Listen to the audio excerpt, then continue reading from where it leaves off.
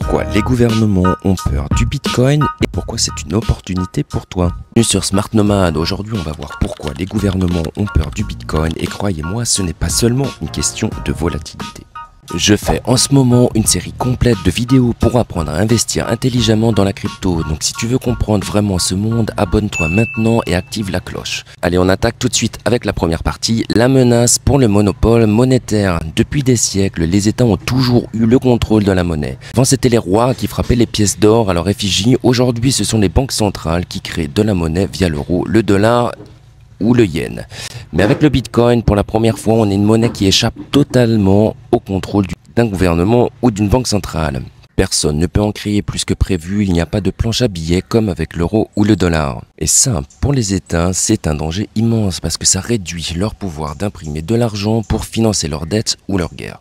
La peur de la perte de contrôle économique. Les gouvernements utilisent la monnaie pour influencer l'économie. Ils baissent ou montent les taux, injectent de l'argent en cas de crise. Mais si les gens stockent leur valeur en Bitcoin au lieu de les garder en banque, ces outils perdent clairement en efficacité.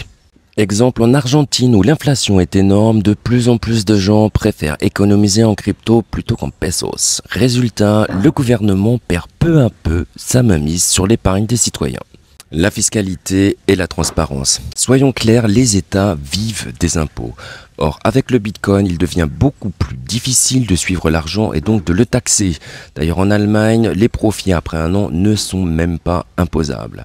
Certes, les gouvernements peuvent imposer des régulations sur les plateformes d'échange, mais dès que quelqu'un transfère ses cryptos vers un portefeuille personnel, le contrôle devient compliqué.